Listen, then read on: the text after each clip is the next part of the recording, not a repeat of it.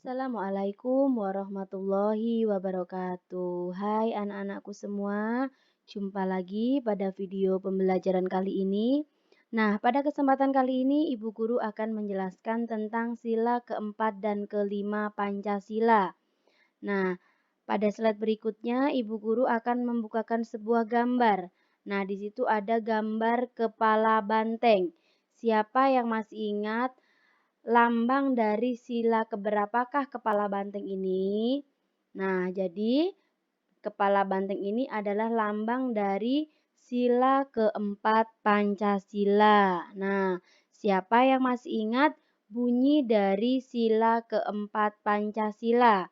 Nah, mari kita baca bersama-sama. Bunyi dari sila keempat Pancasila yaitu kerakyatan yang dipimpin oleh hikmat kebijaksanaan dalam permusyawaratan perwakilan. Nah, di sini pada sila keempat ini ada beberapa hal yang akan Ibu Guru sampaikan.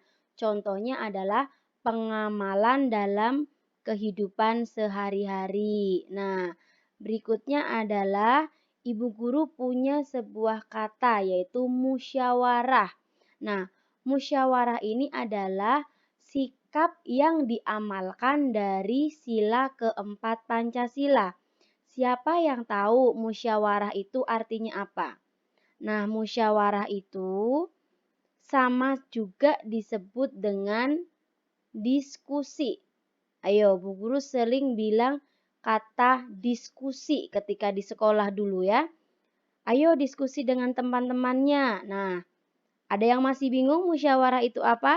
Nah, atau juga disebut dengan rapat. Nah, kalau ini pasti paham semua.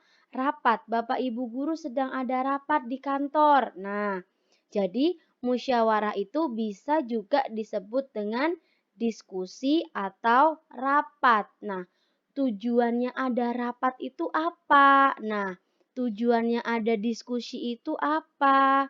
Tujuannya ada musyawarah itu apa? Jadi, tujuan musyawarah itu adalah untuk mencapai mufakat. Nah, mufakat itu adalah persetujuan. Jadi, kalau kita sudah rapat, pasti setuju. Misalkan, rapat ketua kelas.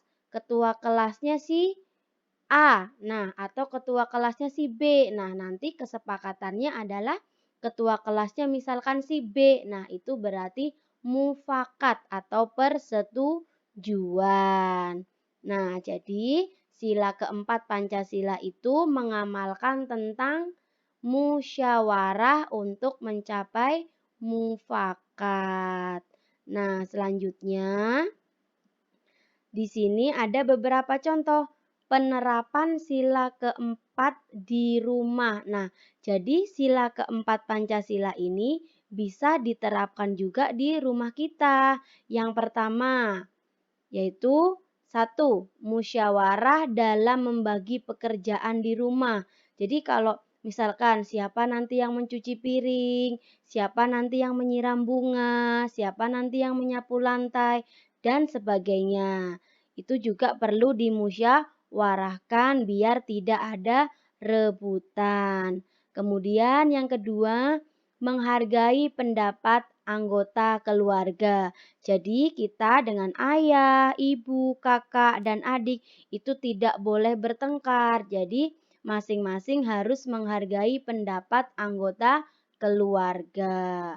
Selanjutnya yang ketiga yaitu menjalankan hak dan kewajiban di rumah. Nah, jadi ayah dan ibu itu juga punya hak dan kewajiban. Sama juga dengan kakak dan adik juga mempunyai hak dan kewajiban. Nah, kewajibannya seperti kewajibannya anak kalau di rumah itu apa? Membantu orang tua, misalkan menyapu lantai, kemudian menjaga adik, dan lain-lain. Nah, sampai di sini paham ya? Selanjutnya kita akan beralih ke sila berikutnya. Nah, di sini Ibu Guru punya gambar padi dan kapas. Nah, padi dan kapas ini lambang dari sila keberapa? Nah, Padi dan kapas ini adalah lambang dari sila kelima Pancasila. Nah, sekarang siapa yang masih ingat? Apa bunyi dari sila kelima Pancasila? Nah, kita baca bunyi kelima dari sila Pancasila yaitu keadilan sosial bagi seluruh rakyat Indonesia. Nah, jadi seluruh rakyat Indonesia itu harus bersikap adil ya, adil terhadap orang lain. Nah, di sini penerapan sila kelima itu juga bisa diterapkan di rumah. Contohnya apa Ibu Guru? Nah, contohnya yaitu satu, bersikap adil terhadap sesama anggota keluarga. Jadi sama ayah, ibu, kakak, adik itu harus bersikap adil, tidak boleh saling membedakan. Kemudian yang kedua, ada juga berbakti kepada orang tua. Nah, apalagi kita sebagai anak harus selalu berbakti kepada orang tua.